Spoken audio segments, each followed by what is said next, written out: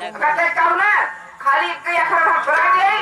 अबे पीछे लौंडा उसके लगे नहीं अब बचे वो मार मारे जगह ही ने वो मार मारते हैं तो आज पकड़ा दिखा दे ये किया के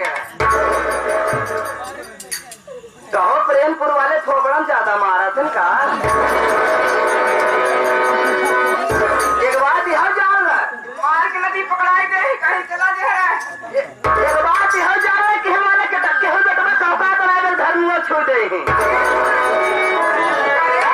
काहे भी नहीं हमारे तो करा छुई काहे भी ना छुई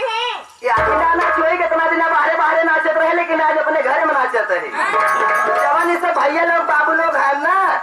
इस हमारे भैया हमारे बाबू है ये सब हमारा जिया कका है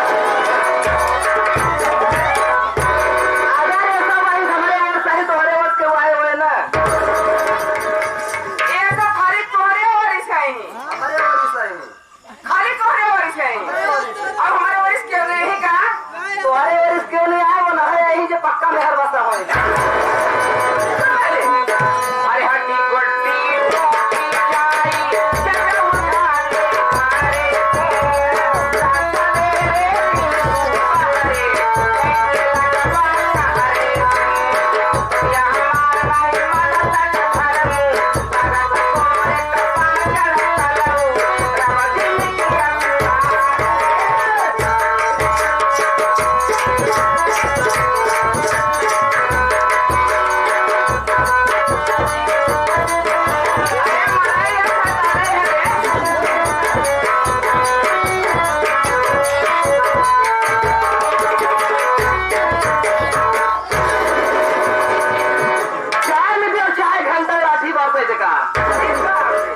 हमसे बियाह कर तब जाए जब नहीं ना जाए जब चाहे जब हो जाए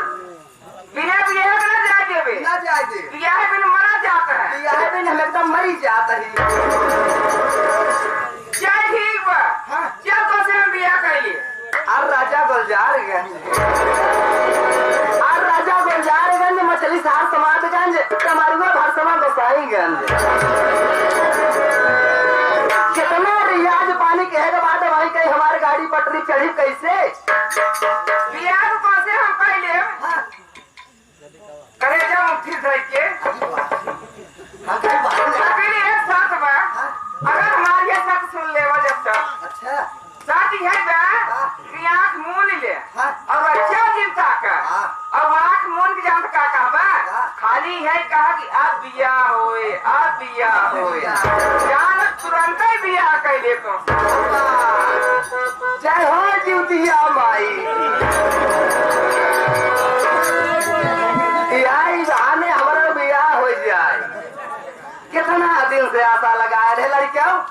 जेका जेका बनाते चले कोई पहले नहाई नहाई आवा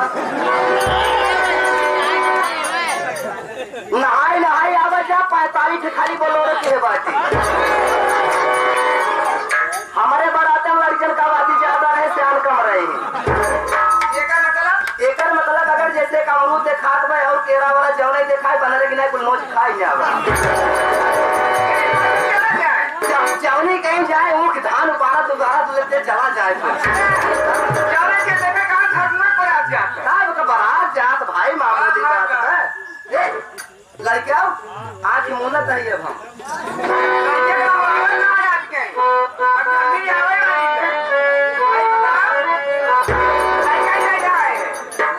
अरे हम ना आए 10-15 दिन हुए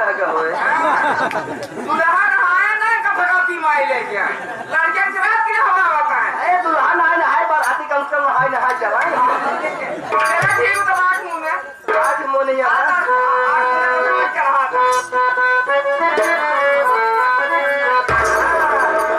लड़का